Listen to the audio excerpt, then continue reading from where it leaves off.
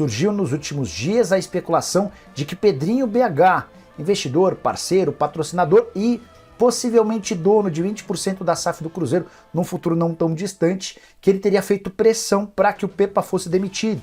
E esse teria sido o motivo para a dispensa do técnico português. Ninguém conseguiu ao certo cravar o que aconteceu para o Cruzeiro dispensar o treinador. Chequei com 3 fontes diferentes, todas ligadas à SAF do Cruzeiro. E as 3 asseguraram que não existe absolutamente nenhuma interferência do Pedrinho BH, mesmo que ele tenha colocado 100 milhões de reais no empréstimo que pode se transformar na obtenção de 20% das ações. O acordo previsto entre ele e Ronaldo previa que ele não teria nenhuma interferência no departamento de futebol.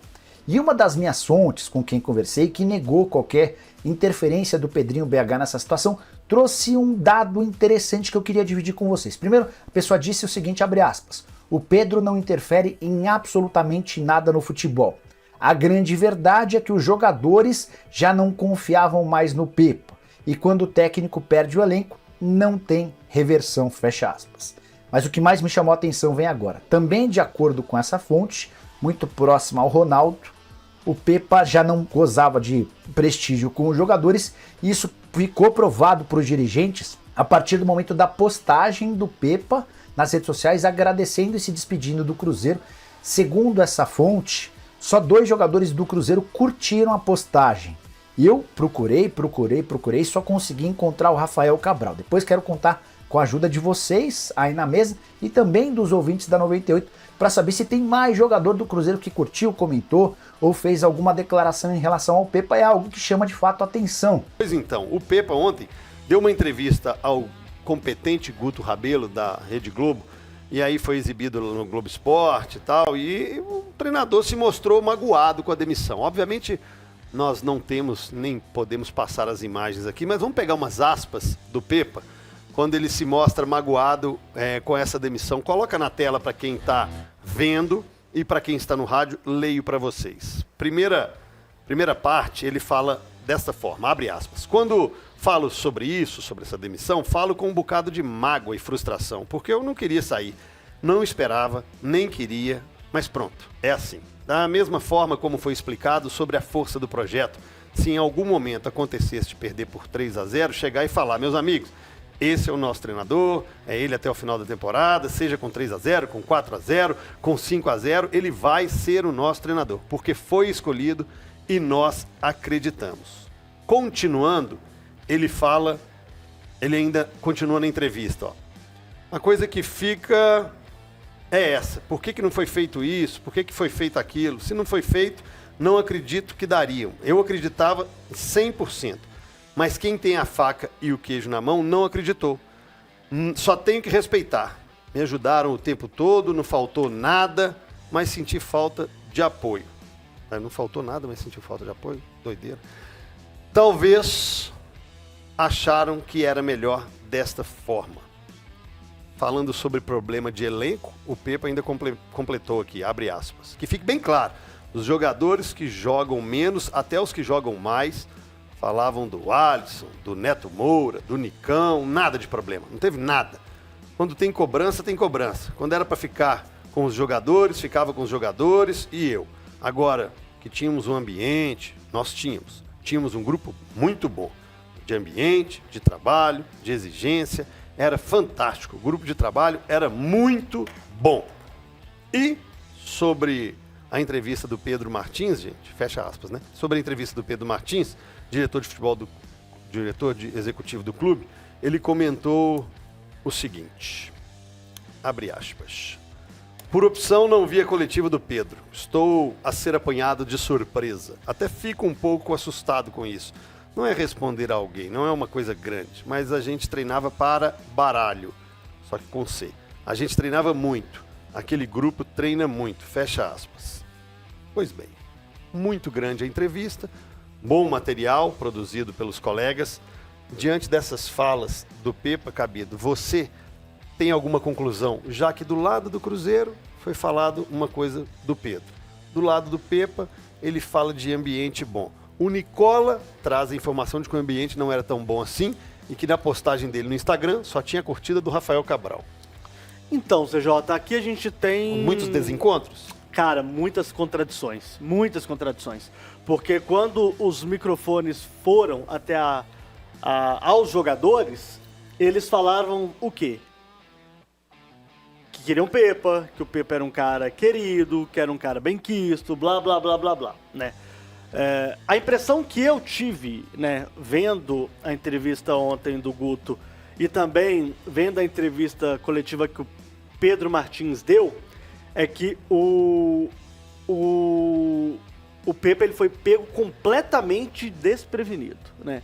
E aí, o que mais me chama a atenção é que o Pedro fala de processos e de comunicação e de que haviam conversas durante todo esse processo. Projeto a longo prazo.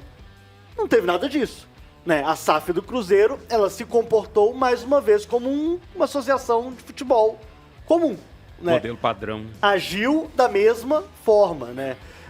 E eu não tô nem falando aqui se é certo ou se é errado, tá? Então, CJ, eu vi uma série de contradições, essa informação que o Nicola traz também sobre a falta de curtidas, porque parece uma coisa boba, mas não é.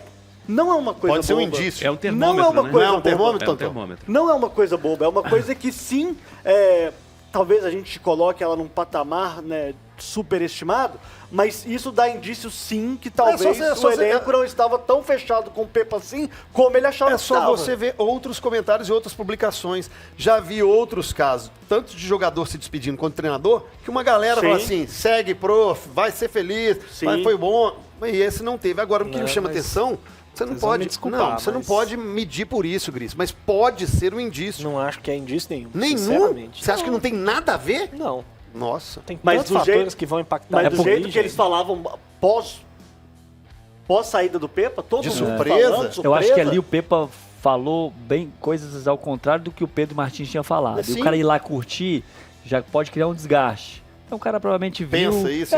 Pensa, Sim, claro que e assim, pensa. gente, querendo ou não, o Pepa É. ficou muito pouco tempo aí, e essa questão do uso de rede social, principalmente, né? Eu confesso assim, eu quase não sigo, acho que não sigo nenhum jogador, nem nada disso. Mas depende muito de quanto que o cara é ativo, para os caras do grupo seguirem. Às vezes os jogadores nem seguem, nem sabem que o cara tem Instagram e tudo mais. Eu acho que é não uma acho que grande bobagem Agora isso aqui, ó. balizar a partir de curtida em Instagram se o cara é querido ou não. Ajudaram-me em tudo. Não faltou nada. Mas senti falta de apoio. Mas se não faltou nada, Não, ele mas é sentiu a questão falta de de apoio. não sentir falta nada é estrutural. Estrutural. Do que foi prometido a ele em termos de trabalho, foi tudo entregue. O que faltou mesmo foi o apoio. E de fato, assim, né?